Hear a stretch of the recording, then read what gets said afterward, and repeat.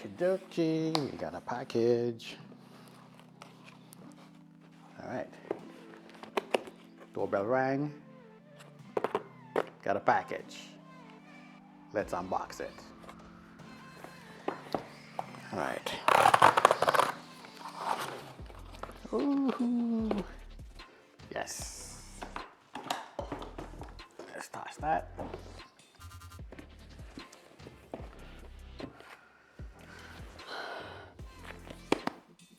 My MacBook Air. No, I've been talking so much about the MacBook Air. I forgot I actually ordered a MacBook Pro, 16-inch. Package feels a bit weighty. Definitely a little heavier than the Air, but let's get into it.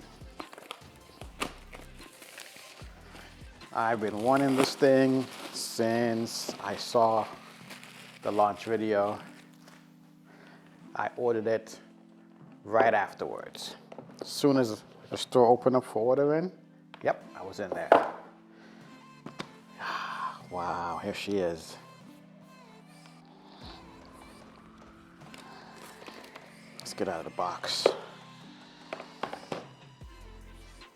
Charging cable, power cord, all right. You need to see all that.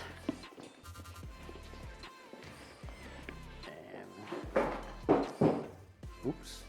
Well, nothing is in there. So here we are, MacBook Air 16-inch. Definitely looks beefy. It's actually not as thick as I was thinking it's going to be. I had the old 2007 MacBook Pro. Oh, yes. I like that embossing there.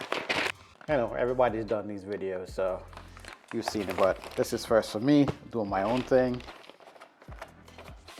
So yeah, it's nice. Like I was saying, I had the 2007 MacBook Pro, and that thing it's a beast. I don't know what the weight was on it, but I took that thing with me on trips for work as a second machine. You know, I wanted to keep my work stuff from my personal stuff separate. So before I got the iPad to carry around, I was carrying around a 15-inch and a 14-inch, well, yeah, a 15-inch and a 14-inch machine. So now, here's the 16-inch. It's probably about the same footprint of that old machine, I think. Oh,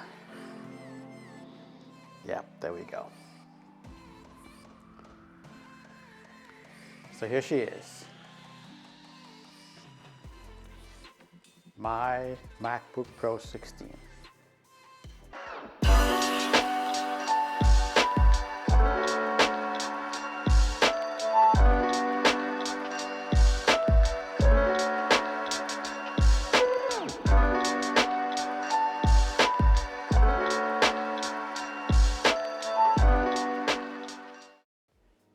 This one is the unit with a 24-core GPU. I wanted something in between. I didn't really want to go full max, but I figure the MacBook Air has actually done a pretty good job editing videos, 4K videos, so I didn't want to go top spec, but I at least wanted this to last me 5-6 years, hopefully. I know technology changes very fast, so let's see how long we can keep that. The old one, I think I probably stopped using it 2014, 2015 time frame, because I did mainly photography back then, and that machine went with me everywhere. Mongolia, China, the Caribbean, it was all over the place with me. So, you know, as you get older, you want things to be lighter, but I think over time I'll get used to this. All right, now I've done the basic setup. Didn't want to do any transfer files from the machine. I had the MacBook Air set up to use the external drive for files. This unit has a 1 terabyte hard drive built inside of it. I'm going to use that primarily as my main drive and use the external for my backups and archives. I wanted to make sure that I had 1 terabyte this time around. This notch thing that people talks about, it's not that bad. Yeah, it's there, but the applications won't go all the way up there. And it's much like if you were utilizing any other Mac But the difference now is they've slimmed down the bezel up top. You usually have that, you know, extra real estate up there for the taskbar.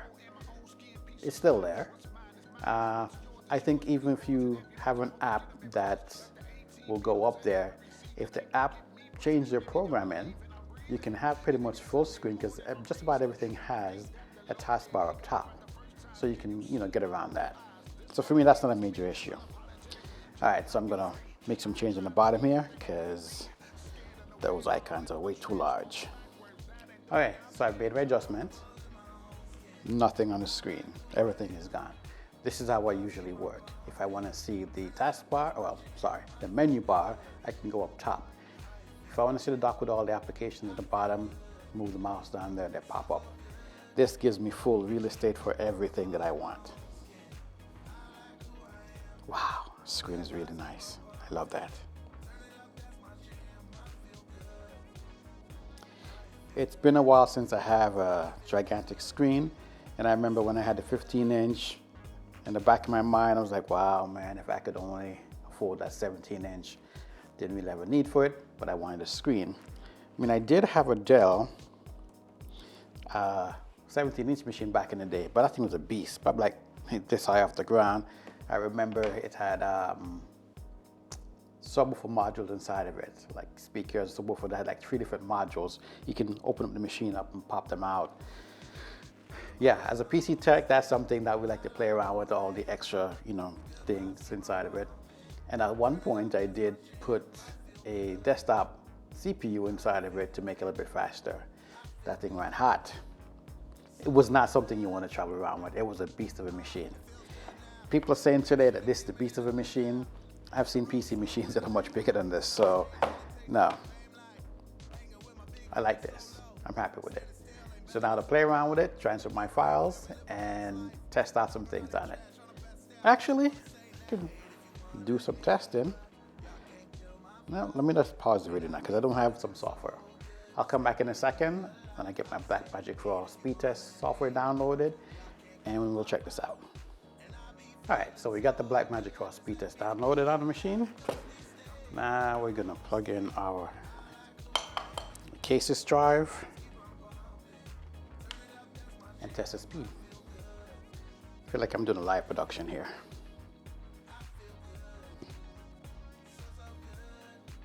Okay, so let us get the speed test set up.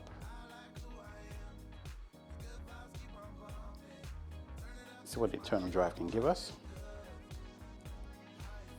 Wow, that's sweet.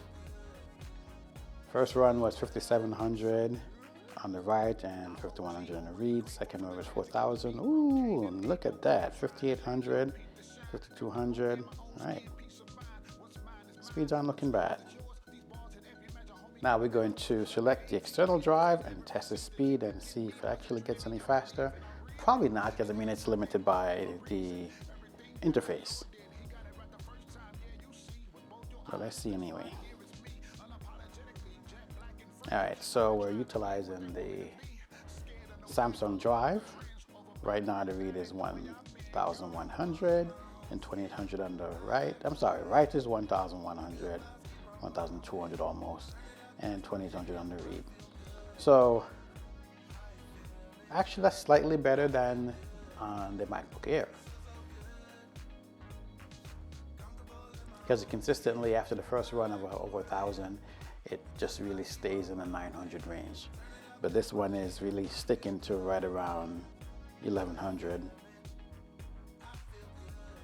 1,200. Okay, it dropped a bit. So 1,194 now. So if it gets any better, that sucker is cool.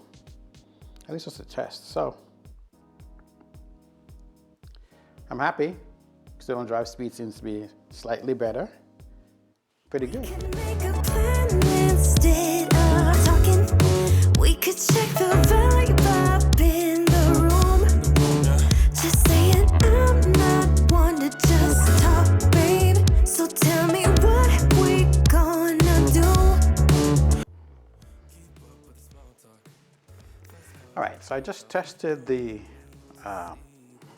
Sennheiser HD 6XX 300 ohm headphones, the MacBook Pro. I listened to the speakers. They sound pretty darn good. I actually was impressed with the sound. Yeah, so what I did for a test is I hooked up my Q5 and also plugged into the headphone jack to basically see how everything sounds. And of course the Q5 sounds better than the Apple. It's a high resolution amplifier. So the details a little bit more than what you get outside of the MacBook, but it sounds darn good. The dock inside of it is doing a pretty good job. In addition to that, I worked on a video on here that I actually had rendered and completed, but I wanted to test the render time, and I did on this machine. Let's make sure we're checking it out. It's 2 minutes and 11 seconds to complete a 13-minute and 5-second video. Same video on here took 6 minutes and 2 seconds. So yeah, that's a big improvement. And in my earlier video, you've heard me mention that this machine actually beat my Threadripper machine in render time. I decided not to go all the way up top, but I figure for my 4K work and so on, render time is usually something that we all know that can take some time. But to be able to do this and get done within a couple of minutes, boom. Yeah, I'm impressed. As an off the cuff, out of the box, started using it, boom. I know it was good, but yeah, I'm really impressed. I was impressed with this, but this is, yeah, Apple did a great job. Great job on this. I said it was excellent, and this is like super. You wanna pull up with your friends, then bed.